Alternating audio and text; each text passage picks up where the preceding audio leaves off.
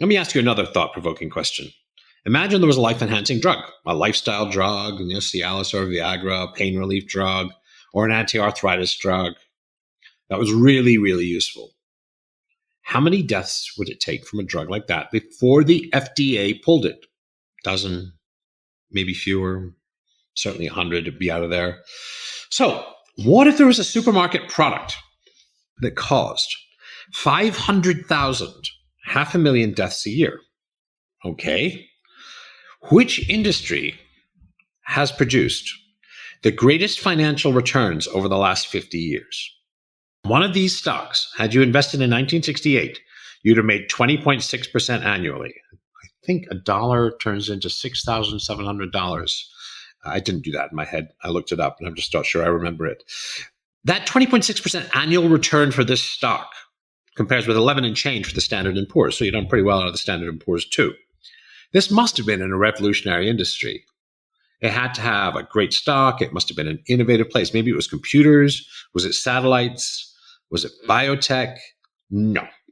The stock I'm talking about is Altria, and it's a cigarette company. And it's true also for the last 100 years, returns from the cigarette industries, despite the legislative advancements from the last 50 years, have been the most profitable industry of all quoted U.S. companies. Welcome to Think Bigger, Think Better, where we explore how you can apply insights from visionary leaders and the most provocative philosophers and scientists of our time to make your life and our world a better place. Here's your host, author and speaker, Paul Gibbons. Hey, and welcome to Think Bigger, Think Better.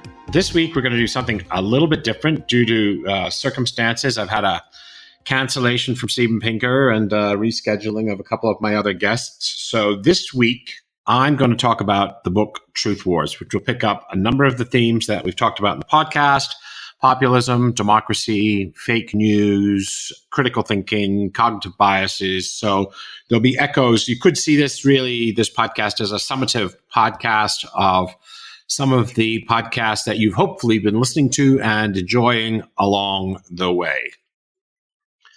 So let's get right into it. Last Halloween, I was walking behind a bunch of 6-year-olds trick-or-treating with my brother-in-law, who's a very sensible, middle-of-the-road swing voter guy, not really given to dogmatism, nor is he really given to extreme political views. In those times, though, of late October 2016, I don't know about you, but I approached political questions as if I were walking on eggshells.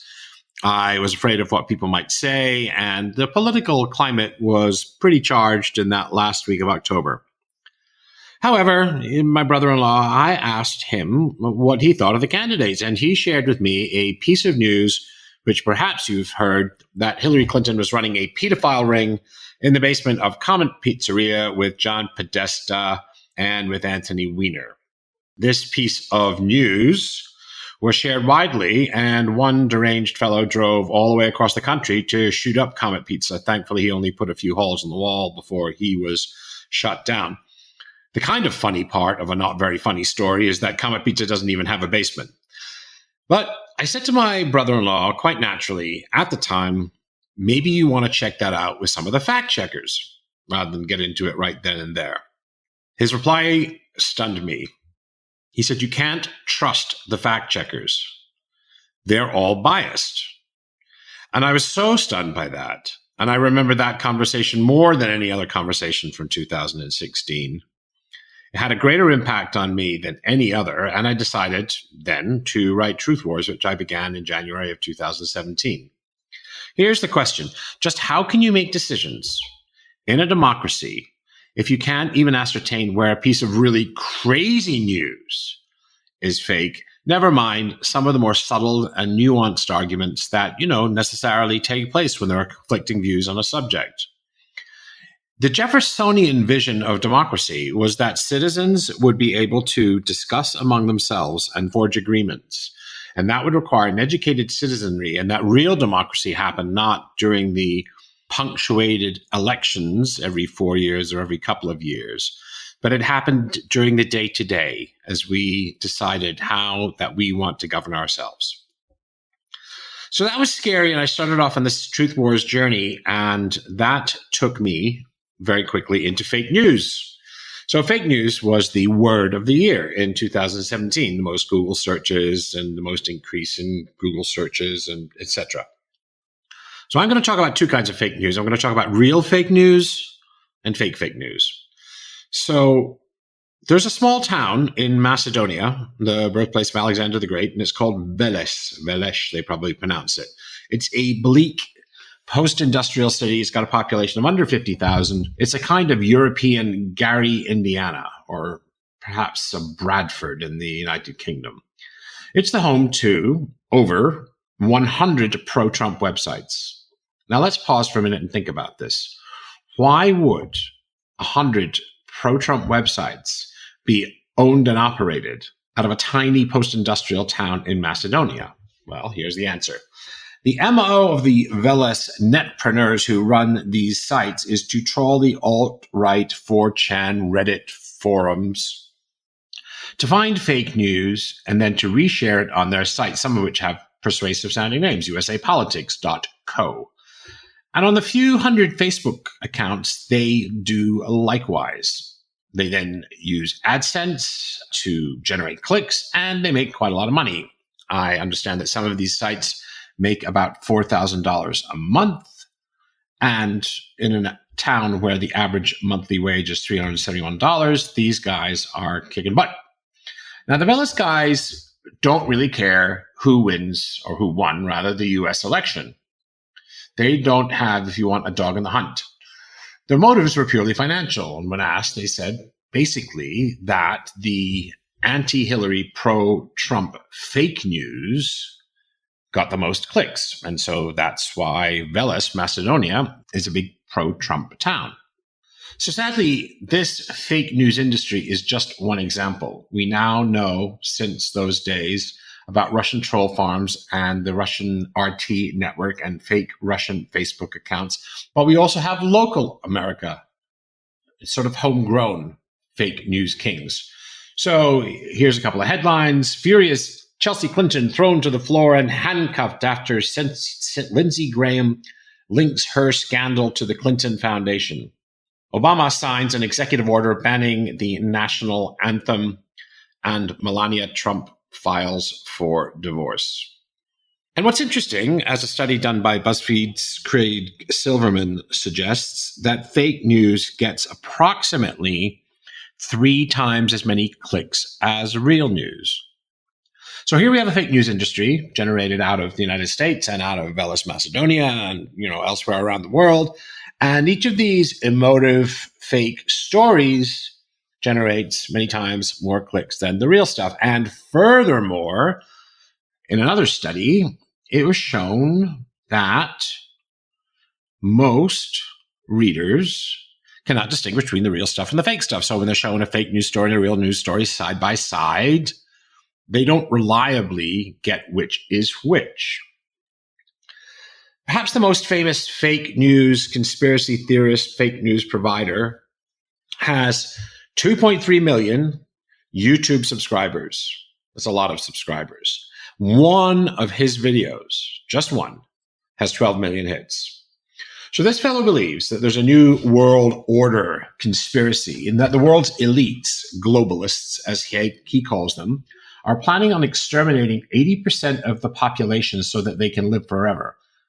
I don't know quite how that would work, how killing 80% of the people would let 20% of the people live forever. However, that's one of his views. The other view is that 9/11 was an inside job. I'm not sure quite what that might mean. That means that the Pentagon conspired to bomb itself or take out the World Trade Center. It seems incredible. Sandy Hook, the massacre of, I believe they're kindergartners, and the Las Vegas shootings, the largest mass murder ever in U.S. history, are false flag operations. And the children, the dead 6-year-olds, are crisis actors playing roles to make a sensational video that is supposed to enable the government to take away your guns. Obama is the global head of Al-Qaeda. And as you'll hear later, this fellow is not the only person who thinks that. And the government is creating homosexuality apparently by doing something with juice boxes. So, really crazy stuff. However, 2.3 million YouTube followers who don't follow him for the comedic effect, but this guy has ardent believers and followers. And we'll talk about a bit later on just how the internet makes this possible through a networking effect, a mathematical phenomenon called the majority illusion. But moving on, this guy's called Alex Jones. Again, 12 million views on one video, 2.3 million subscribers.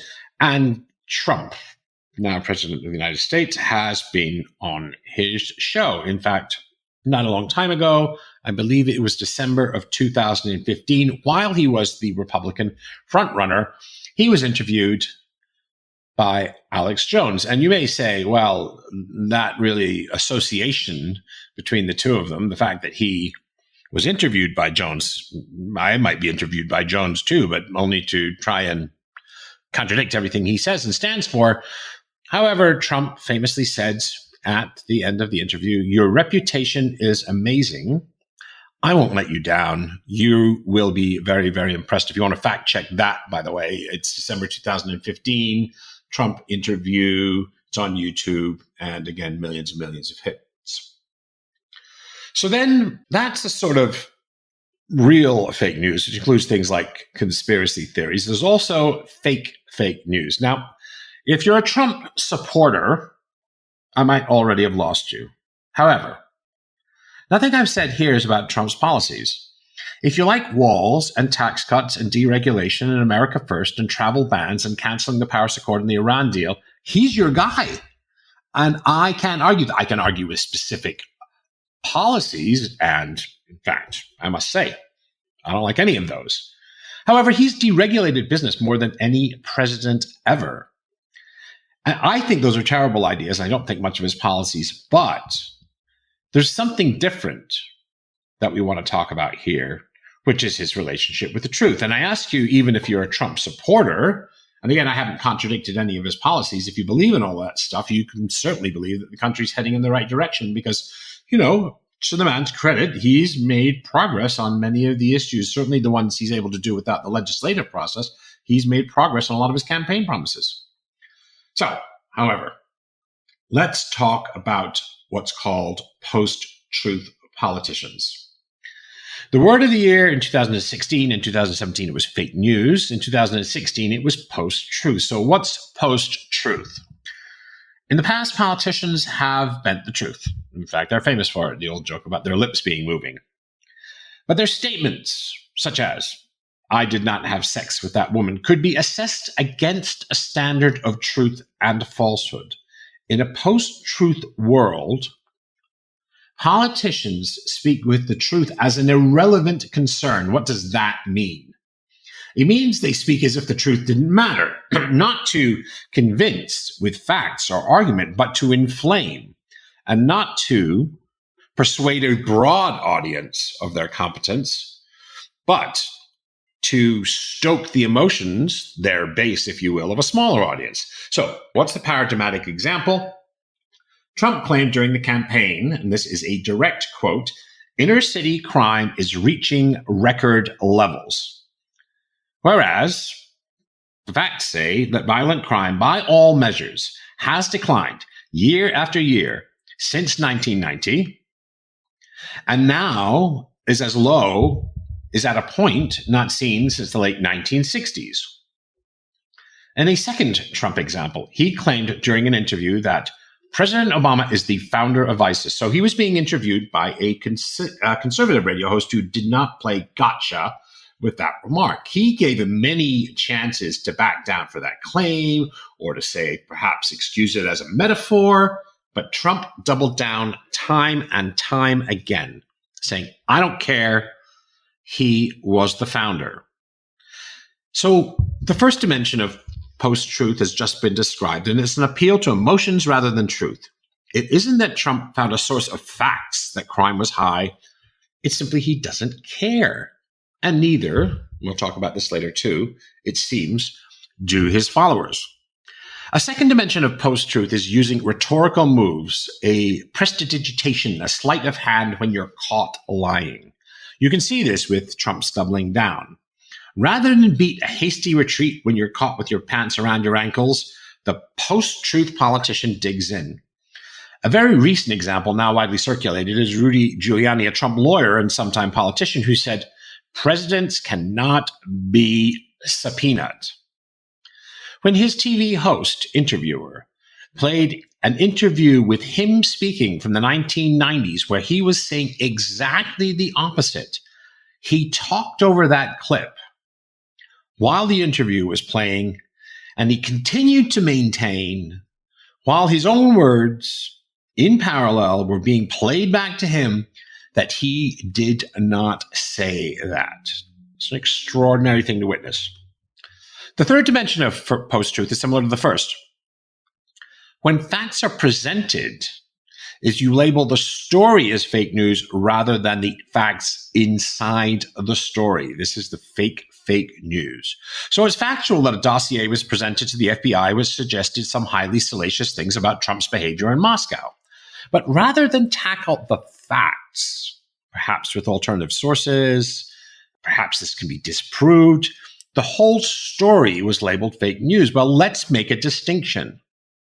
The story that there's a dossier compiled by an intelligence officer, which has been presented to the FBI, which the FBI took seriously enough to discuss with the then president, is a true story. All of that is true and is unarguably true. Now, what's inside may be false or inaccurate or misleading, but you can't label the whole dossier as fake news. And similarly, Roy Moore, as a Senate candidate, was accused by many women, including many teenagers, of sexually predatory behavior. He called this fake news. So again, he didn't repudiate the facts that described his behavior. It was the whole story was fake news, but it's factual that the accusations were made. The story that he had been so accused of sexually predatory behavior is a true story. Now, it may be true that the accusations are all false. It's an extraordinary thing to believe since there were so many. But fake news, or labeling something fake news, is a trump card. And I do intend that as a pun. The fourth dimension of fake news is to discount everything the media claims. This, as far as I'm concerned, it started with Sarah Palin, and it includes not calling out specific stories, so it's even more general than the third dimension of fake news, which again doesn't challenge the facts inside the story with counterfacts, but just labels the whole story fake news. This calls everything that an outlet claims fake news. So CNN is fake news is a frequent Trump claim. And again, there may be a separate podcast I'll do on what it means to systematically attack the media. But certainly if you're an authoritarian politician, your activities are kept in check by the media, which gives transparency and line of sight on your activities, investigative reporting, and the Justice Department, which makes sure there's no wrongdoing in your administration. To systematically attack the media as fake news and the Justice Department, the FBI, as corrupt and politically motivated institutions is an authoritarian move. Now, again, just because those are things that an authoritarian does, doesn't equal Trump is an authoritarian, fascist style dictator or any of this kind of extraordinary, hysterical rhetoric on the left. However, what dictators do, and we're reminded that Hitler was democratically elected, is that you then systematically try and dismantle all the institutions that would hold you to account. Everything that's a check on your power, and this is a Putin move, it's a Hitler move, all those checks and balances go out the window. And so that's one of the things that's most worrying about the fourth dimension of post-truth politics, is that the attack on institutions is, from my point of view, really worrying. So one thing that the brand new fact-checking industry has wrought is analytics on politician truthfulness. I believe that fact checkers, if they can maintain their attempts at political neutrality, and if you go to factcheck.org, politico.org, if you go to those sites, Snopes, you'll see that for the most part, or certainly before the rise of Trump, they were fairly balanced in their fact checking of the left and right. It's a little bit difficult for them to be balanced at the moment, and I'm about to tell you why. So you can criticize fact checkers, as my brother-in-law did, because today, for every one story there is about a politician on the left, there are probably 3 or 4 for Trump or some of his allies. Well, why is that? Have they abandoned this ideal of being neutral, objective, and balanced? Maybe not. By one account, Obama told 18 lies, and I say an account, a research study with strict criteria, told 18 lies during his terms in office. The most famous of which is you can keep your healthcare plan, is maybe his most famous lie, even though, to give him a get-out-of-jail-free card, that's in fact a prediction and not a statement of fact. And we can certainly agree it became false, even though that might well have been his intention, is to create a healthcare system where that might still be the case. However, 18 lies during his terms in office, that's 96 terms, is that right? 8 years times 12 months, 96. Trump told 103 lies in his first 10 months. So let's do the math together. That's 96 months from Obama. That's about a lie every 5 months. Well, right now, Trump is averaging more than 10 per month. There's an article just this morning on CNN. He had a tweet storm this morning, and there were 11 mistruths in 3 tweets, which is pretty good going in 280 characters. However, among his base, Trump's insanely popular. I teach a course on business ethics to MBA students, and they were asked to pick the most ethical leader they could think of and write a story about why they're an ethical leader. We're studying ethical leadership.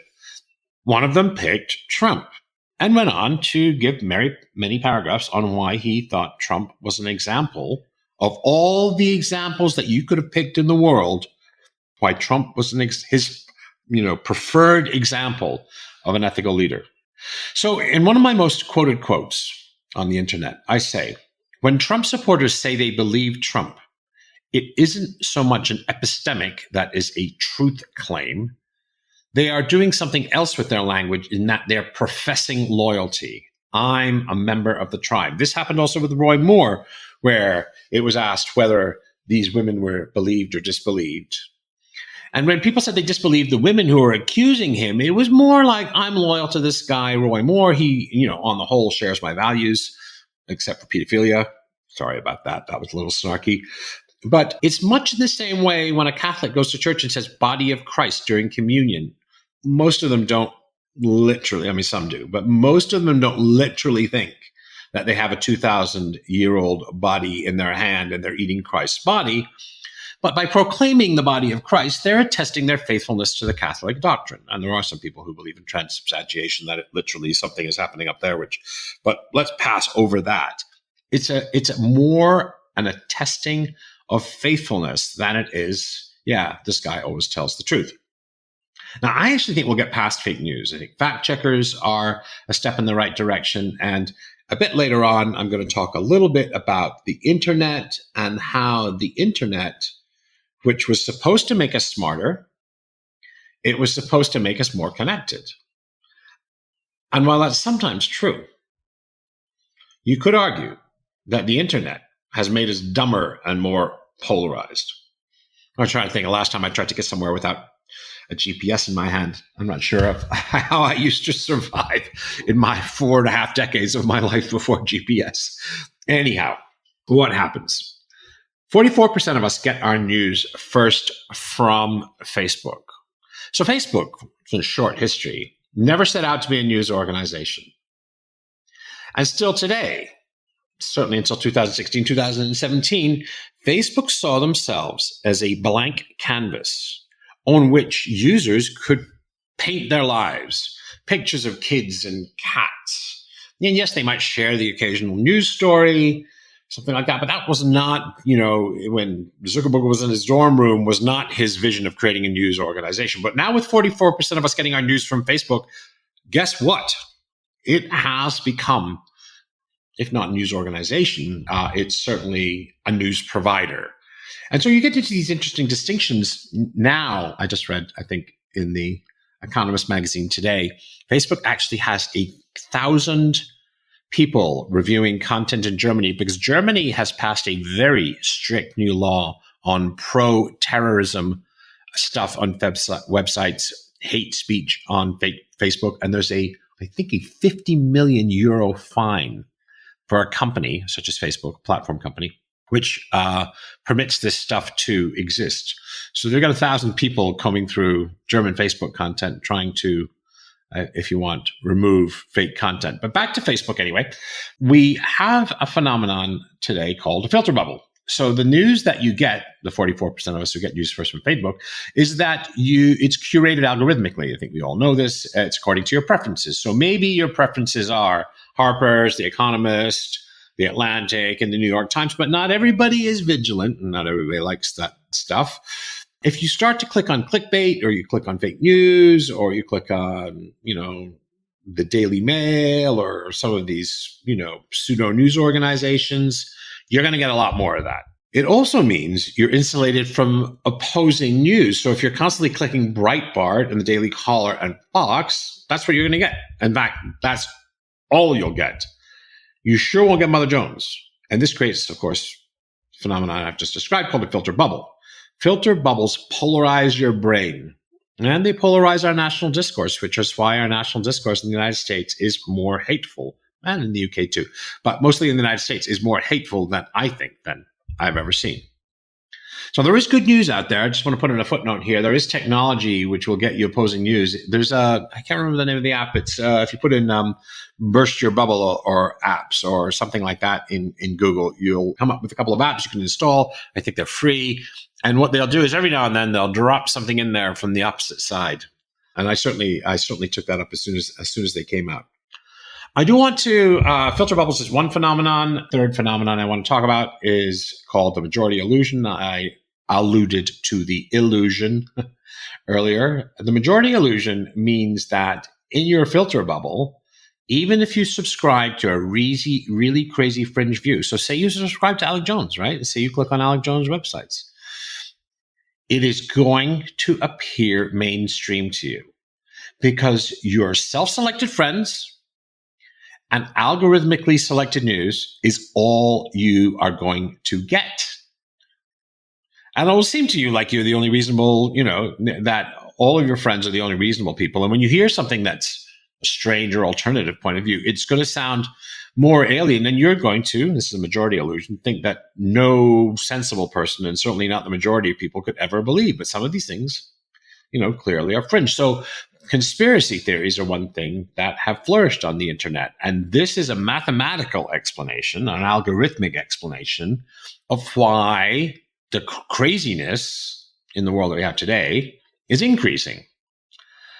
The mainstream fringe is the fourth dimension of this internet brief talk.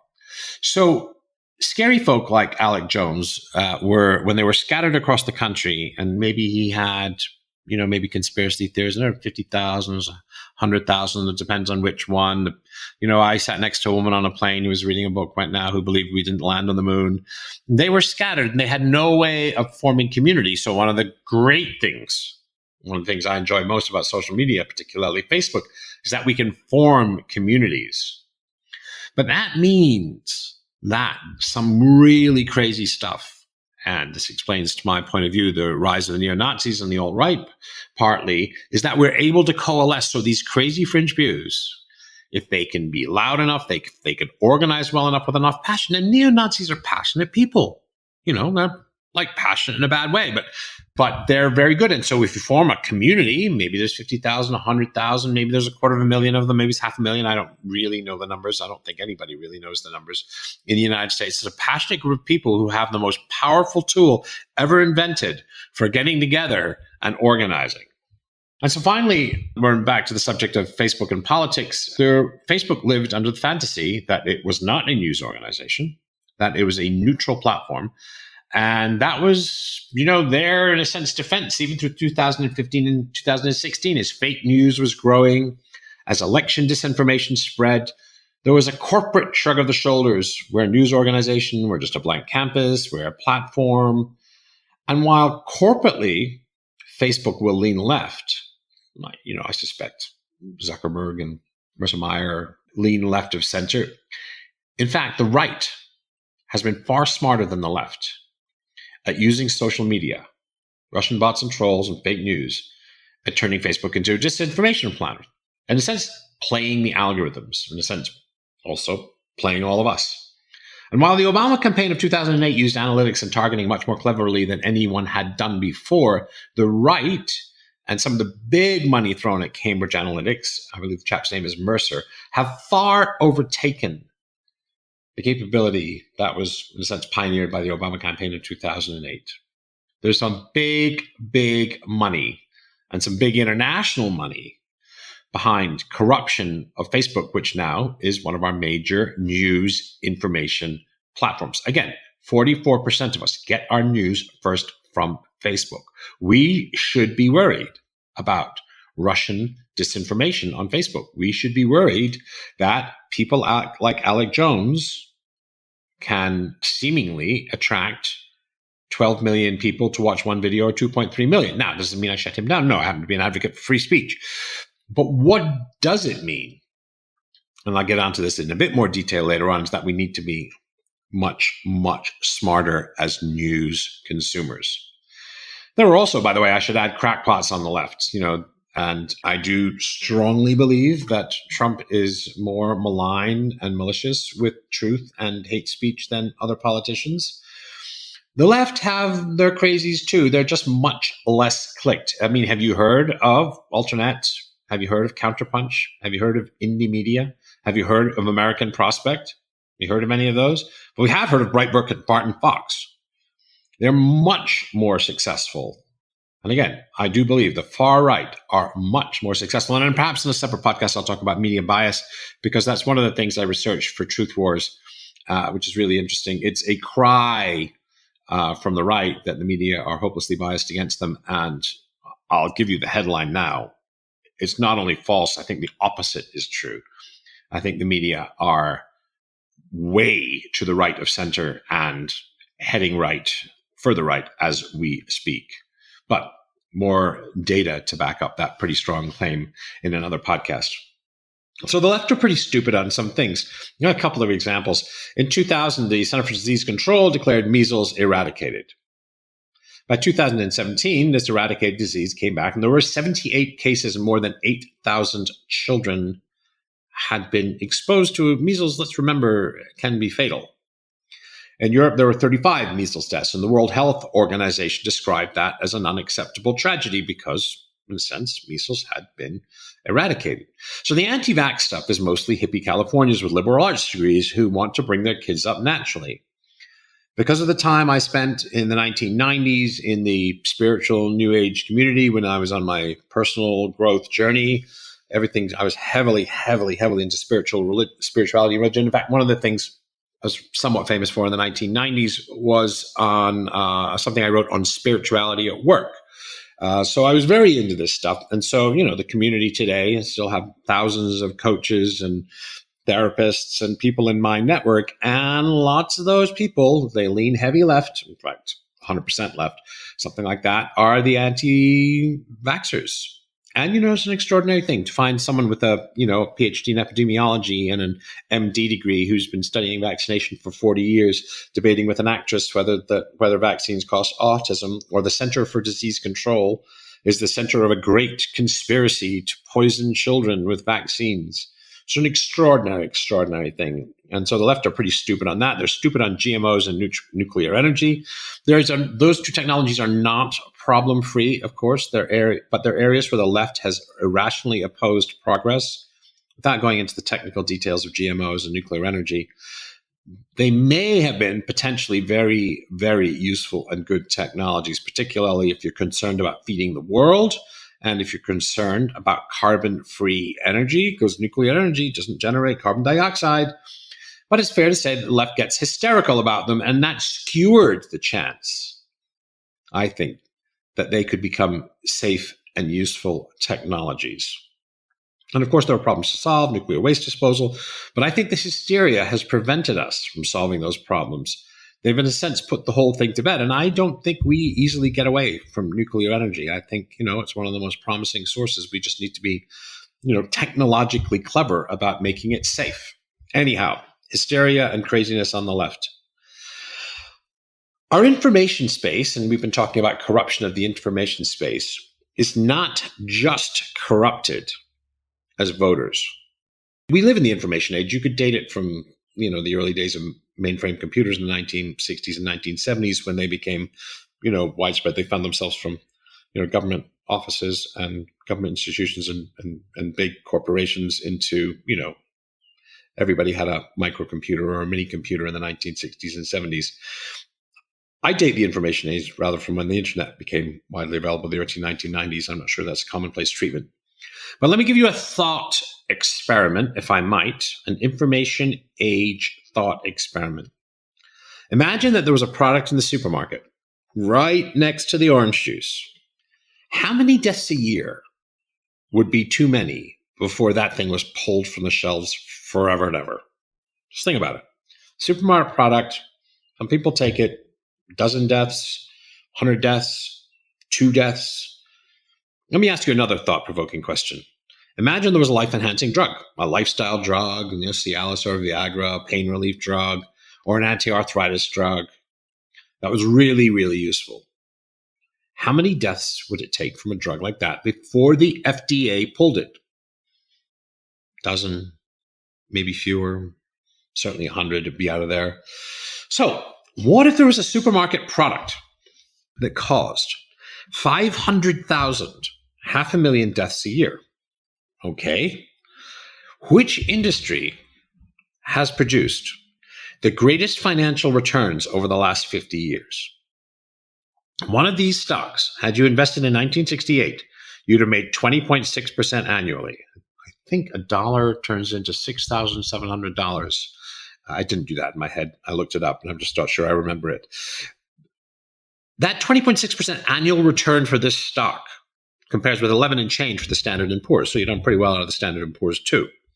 This must have been in a revolutionary industry. It had to have a great stock. It must have been an innovative place. Maybe it was computers. Was it satellites? Was it biotech? No. The stock I'm talking about is Altria, and it's a cigarette company. And it's true also for the last 100 years, returns from the cigarette industries, despite the legislative advancements from the last 50 years, have been the most profitable industry of all quoted U.S. companies. So, what's the history of this? After World War I, doctors noticed a huge spike in lung cancers, and they began to suspect cigarettes. They had no proof.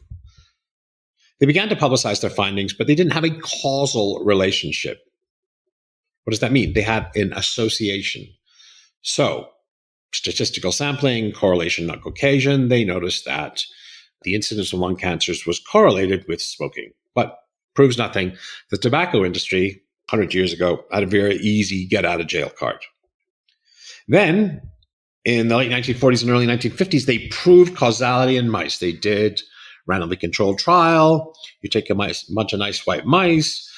Some of them do smoke and some of them don't smoke. You start them smoking, obviously, and you compare the incidence of cancer in the control group and in the experimental group. And no surprise to anyone living in this century, but the smoking mice got cancer faster. And funnily enough, I used to do cancer research when I was a teenager. I worked in a cancer research lab, and one of the things that we were testing then was a toxin from cigarette smoke on mice. We were trying to understand the effect of that toxin on DNA and RNA synthesis. So this is back in the dark days of the 1970s. Anyway, in 1952, the causality was proved, and Reader's Digest published an article called Cancer by the Carton. The Surgeon General, Luther Terry of the United States, about a decade later, published a report, and I'm going to quote from the report. Remember now, this is 54 years ago. So I'm going to quote the language, and pay attention to the strength of the language in this report. Cigarette smoking is causally related to lung cancer in men. The magnitude of the effect of cigarette smoking far outweighs all other factors. Cigarette smoking is much more important than occupational exposures. So you can think of asbestos or coal mining in the causation of lung cancer in the general population. Cigarette smoking is the most important of the causes of chronic bronchitis in the United States and increases the risk of dying from emphysema. Although the causative role, again, he's a scientist, he's using careful language. Although the causative role of cigarette smoking in deaths from coronary disease, so we have cancer, we have chronic bronchitis, we have emphysema, and those are causal relationships. So he says, although the causative role of cigarette smoking in deaths from coronary disease is not proven, the committee considers it prudent from a public health viewpoint to assume that the established association, the correlation, has causative meaning rather than to suspend our judgment until no uncertainty remains. So he's just associated causally cigarette smoking with 3 diseases and associationally or correlatively with a 4th disease. So that was 54 years ago. And in 2015, $700 billion worth of cigarettes were sold. And that's 5.5 trillion cigarettes. And that generated $40 million in profits, which is more than the combined profits of Coke, Walt Disney, General Mills, Federal Express, American Telephone and Telegraph, Google, McDonald's, and Starbucks combined. And as we've seen, that allows those companies to spend about $1 million an hour or about $9 billion a year on advertising. Now, let's just go back to that number. That's $1 million an hour on advertising. And smoking is taxed, generating tax revenues of $17 billion. I think that was in 2010. It's subsequently fallen. And the industry employs 200,000 people. So there's a lot of money in cigarettes. However, let's go back to our first thought questions. Imagine there was a product in the supermarket next to the OJ. How many deaths a year would be too many? If there was a drug, how many deaths a year would be too many? Here we have a product, which is the greatest source of revenue for convenience stores, incidentally, as well. People still die by the millions, 500,000 in the US alone. It causes 9 in 10 lung cancer deaths and increases the likelihood of catching lung cancer, or of contracting lung cancer, I should say, 25-fold. It dwarfs everything else. It's more deaths than HIV. It's more deaths than all other drug use. It's more deaths than alcohol use, more deaths than car accidents, more deaths than gun deaths combined. Contrast this with terrorism. Here's another thought experiment question. Terrorism was the focus of the Trump campaign. It's in the news, not so much daily anymore, but certainly is in the news often enough. It's one of the main foci, certainly, of the Trump campaign. Terrorism in this last century, so how many years are we into the century? 18 years, has claimed 3,277 deaths. 2,902 of those were on 9/11. So and of course that's an outlier. So that's a mode of about 17 deaths a year. So compare that with the 500,000 deaths a year from cigarettes. Compare the political capital being made out of fighting terrorism. Compare the resources being spent. Transport Safety Administration, National Security Administration, Department of Defense, Federal FAA in the United States. Compare the resources being thrown at terrorism with, effectively, cigarette companies, although they've been restricted in recent decades, still able to market and sell their products on supermarket shelves. This boggles my mind. So maybe it'll boggle your mind. Maybe I'm a little bit crazy. The strategy the question is, how did tobacco do this? How do they continue to do it? And it has a name. It's called Tobacco Strategy. And we'll refer you to a book that I've mentioned earlier on the podcast called Merchants of Doubt. But in very brief, they threw some huge sums of money at the problem. So back in the 1950s, they founded the Tobacco Research Institute. So in Washington, D.C. today, perhaps around the world, there are thousands of so-called research institutes or think tanks. I like to call them fake tanks. And what they are is supposedly research institutions without a scientist in sight. That's actually not quite true. The Tobacco Research Institute did get some friendly scientists on board. And the idea was that they could not disprove what scientists were finding about tobacco. They could not disprove it, but they could spread doubt. They could take the essential uncertainty that is part of all science and present it to the public and the media. And of course, the tobacco industry had the biggest advertising budget of any other industry. So if you're Time or Newsweek and you had multi-page spreads for Marlboro, you risked losing your major source of revenue. And like today, they persuaded the media to teach the controversy. So it's an incredibly adept and clever strategy. Pure genius. One, I believe he worked for Hill and Knowlton, said, well, if you can do this for tobacco, you can do it for anything, which was a really moment of radical self-honesty. If you can keep tobacco on the shelves by using this strategy, well, you can do it for anything. Well, now I'm going to ask you, how is this genius strategy being used today? The people who were the architects and great brains, great public relation brains behind the tobacco strategy are still hard at work in your lives today. One of the genius things that cigarette companies did as part of the tobacco strategy is they turned government attempts to regulate them, not an attempt to protect consumers, but they changed the conversation into an attack on freedom. Look, here comes big government attacking your freedom. It's your right to smoke cigarettes. We need to keep big government out of your lives. And that tobacco strategy not only changed the relationship, altered slowed, stopped the regulation, the banning, perhaps even of cigarettes, but it changed the national conversation. And we were able now to see government as the enemy because it attacks freedom, rather than government doing which, I think the people, who were the framers of the US Constitution had in mind that government, I could be wrong, I'm not a constitutional scholar, could have a protective effect on society. Again, if you could do this for tobacco, you can do it for anything. And I'm going to leave it for you to think about, where is the strategy today to spread doubt on science, to teach the controversy, to throw huge money at a problem so that the public are misinformed and disinformed and legislators are paralyzed because of the science, quote unquote, isn't certain. And this all got me thinking about lobbying. In the 1960s, there were a few dozen lobbyists in Washington, D.C. That's increased to around 11,000. The annual spending of lobbyists in Washington, D.C. is $3.37 billion. But the influence of corporations doesn't stop with lobbying. There's advertising. We've already seen the tobacco industry, $9 billion a year. Armies of lawyers on staff and external counsels hired. A company like Goldman Sachs or Exxon will have thousands of lawyers. And political contributions. So let me go through those again. Lobbying, advertising and public relations, armies of internal lawyers, external lawyers, and political contributions means corporate influence in our lawmaking process is substantial. And, in my opinion, we can discuss this during another podcast, far, far too much. However, much as we want money out of politics, how do you get the money out of politics without restricting free speech? Well, here's the thing. Democracy and capitalism are only a few hundred years old. We need to be humble about the youth of these two systems, and they have huge benefits. We need to learn how to make those work for us.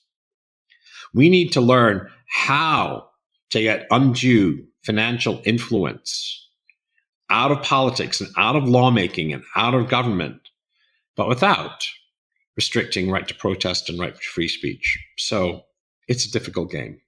I don't think we've solved it yet, and it may take us 100 years if we, manage to hang around until then.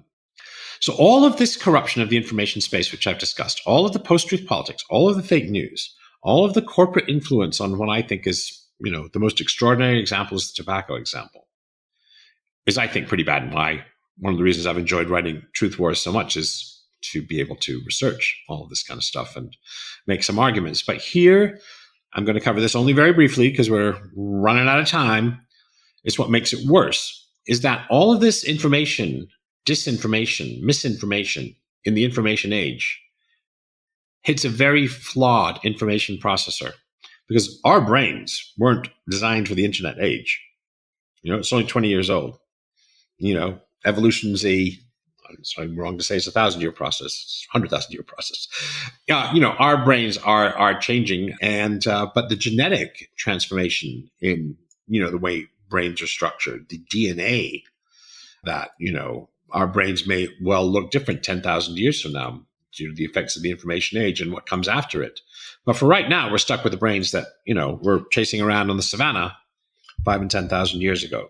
So what are those brains like? Well, you've heard some of this in the earlier podcasts. We have system 1 and system 2 reasoning. System 1, intuitive, gut feel, reactive, pattern recognition, really, really fast, really, really accurate for some things, not for everything. System 2, more rational, more deliberative, willing to consider the facts. We have something called the backfire effect. When you offer facts to someone who's ideologically committed, you strengthen their resistance. They don't say, thanks, I was so misinformed before I met you. That never happened. There's something called tribal reasoning. That's an interesting thing. People have strong views on climate change on the left and on the right. My left-wing friends, greatest problem facing mankind. On the right, it's all a right-wing hoax. Or I think what Trump said, it was a Chinese conspiracy theory to, disenfranchise American industry. However, all of these people don't know squat about it. So your typical climate scientist, your typical earth scientist guy, did all his high school chemistry, did his college earth science, did his PhD, his postdoctoral thing, been a professor for 20 years, gone to 300 conferences, whatever. These guys have been studying this their whole life. And yet you can still have some lawyer guy on television who has a ninth grade, degree in ninth grade education in earth sciences arguing with these people. Now, I've never told an engineer how to build a bridge or a pilot how to fly a plane, but it seems amazing to me that you can have someone with no education in climate change sitting down and arguing with some dummy who has a ninth grade science education. But that's what happens. The climate change debate has become tribal. And so it wasn't always the case. John McCain famously ran an ad that was really pro-climate, if you will, and anti, climate change. I mean, he said, basically it's one of our greatest problems. It's a problem I'm going to solve if I become president. That was 2008. Now in 2018, 100% of the Republican candidates for president in the 2016 election all denied it was a problem. And in some ways, it's a litmus test of whether you're a good Republican. And this is an example of something called tribal thinking. Now, thought experiment. Try and tell someone who's a Seahawks fan that they ought to be a Dallas Cowboys fan. Try and use reasons to do so. It doesn't work. And climate change is like that. It's this sports team type loyalty. I'm a Republican, and the shibboleth for a Republican today is climate change is a hoax. And I find it a remarkable thing. It's another example of how, and on the left and on the right, we've become so less rational than I hope we might be in the early days of the 21st century. We have something called motivated reasoning. We confuse what we like with what is true. That pays into something called the self-serving bias. We tend to believe what's in our interest to believe. And so these are some of the, if you will, the cognitive problems. I'm going to have a chapter on that in Truth Wars, certainly, because, you have this information age, disinformation and misinformation hitting a flawed information processor that was equipped for a simpler time. And I think you have a recipe for trouble. So that's what Truth Wars is about. Now, briefly, what are the answers to the problem? What are the solution? It's one of the great fantasies, particularly, I think this is a left-wing idiocy, is that if only people on the right read more books, we all be in better shape.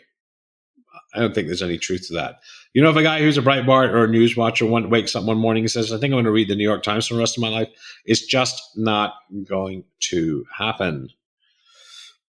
So education will be part of it, and we need to educate people. But you can't, I don't think, indoctrinate people with an ideology of one kind or another. What you can do is teach them to think critically. And that is mostly, unfortunately, taught in philosophy departments. And that is not something that's available in U.S. high schools. It's available in some very few. Critical thinking skills, and it is finding their way into business. In the MBA program that I teach, we have an hour on critical thinking in a 10-week program. It is taught in some of the humanities, but by and large, we don't teach critical thinking. And critical thinking is a very special kind of thinking. We have a podcast on it with Linda Elder, who talks a little bit about why it's a special kind of thinking, what you need to do to become a better critical thinking. It's mostly today, unfortunately, taught in philosophy departments. And if we are going to be savvy consumers of consumer information and voter information and stuff that's relevant to our lives, critical thinking is something we're going to have to learn. I think also we're going to have to learn how science education has been something. I'm going to do a podcast on public understanding of science. Well, let me just frame it this way. Who cares how many moons Jupiter has or the atomic number of selenium? A citizen or a voter doesn't need to know that stuff. They need to know how science works. They need to understand the scientific method and when it's valid, when it applies, and when it doesn't apply. They need to understand correlation and causation. They need to understand probabilities and risk. Science is the only good method, well, it's the best method, it's not the only method, for determining a causal relationship.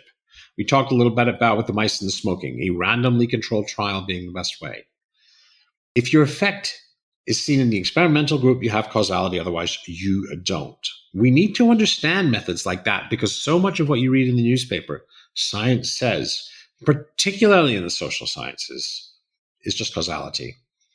And there's much more we can do on that later, but if you want to listen to a podcast where we talk a little bit about the scientific method, listen to the one I did with Massimo Pigliucci about 10 weeks ago on Stoicism and pseudoscience. And then finally, the last plank of the education, I think this has to be an economics and finance. I think we need people who understand economic arguments. So when Trump goes on about trade, and I don't want to turn this into a Trump bash. It already has probably more than I'd wished. Something like that. He gave a speech on trade the other day, and I literally thought this guy's never taken a course in economics. He has not taken economics 101. His ignorance of the fundamentals of trade. He sees basically if we have an 800,000, well, I think our trade deficit with China is 375 billion. That trade deficit for him is the only criterion by which you evaluate trade. It's basically a testament to the fact that American consumers are very, very wealthy. And because they're very, very wealthy, they buy a lot of shit. So it's evidence rather than we necessarily have a bad trade deal with China is that we're a much wealthier company and that's buying much, higher value add goods. We buy more than we sell. You know why? Because we're wealthy. Now, there's a lot more to it than that. But I think he misunderstands that principle theory, and he thinks of trade deficits as like theft, which is, a remarkably ignorant thing. And if you do study freshman economics, you remember the 1930s and the Smoot-Halley tariff, which is so nicely covered in Ferris Bueller's Day Off, how trade wars, it was called Beggar Thy Neighbor, may destroy all of us. And they may bring down, they may lead, we're used to fairly steady economic growth, punctuated in 2008, 2009 with a really terrible hiccup, punctuated in 1929 through 1939 roughly with a, sort of sustained downturn, the Great Depression. There were recessions in the early 70s and the late 70s, in the late 1980s. By and large, we've kept growing. But, I think if we undo the World Trade Organization, the global economic order, we cannot take sustained economic growth for granted. So in conclusion, we live in an information age with a cognitive processing machine that's less than well equipped and not well enough educated to thrive in the information age. And so that's kind of the project from Truth Wars. And so thanks for listening. The Truth Wars project is now 18 months and it's been slow getting a publisher. And because of, more secular concerns like earning a crust and doing keynote speeches and researching other blogs and making the Think Bigger, Think Better podcast, it's going slower than I could have imagined or could have hoped. But I wanted to let readers and listeners know, the sorts of things that I'm thinking about, the sort of things that I promised to cover in the book. So that's that. And thank you for listening. I'll put links to everything in the show notes. I'll put links to podcasts that I've referred to, some of the books that I've referred to, and I hope also that you find those interesting and useful.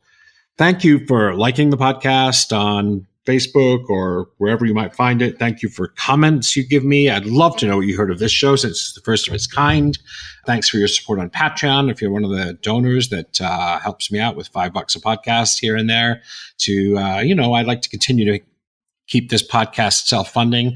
I'd love to do more of it. God knows how I do that and finish the book at the same time. So those are some of my thoughts. I really hope you enjoy them, and I look forward to hearing more from you, hearing back from you, and to talking to you during the next episode. Thanks. To celebrate the launch of the show, and to thank you all for listening, I'm going to be giving away books. Lots and lots of books. All you have to do is leave a review in iTunes.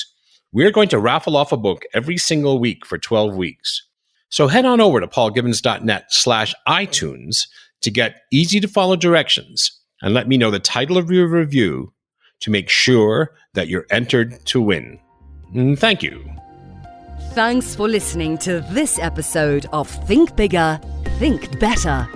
Great ideas are great, but this isn't gospel. Share your critical thinking in the comments. Where do I disagree? What insights were most powerful? If you got value, don't forget to share the value by sharing the podcast. Finally, to get information on book and blog releases and new video content, head over to paulgibbons.net and join the community of thinkers talking about using science and philosophy to make our world a better place.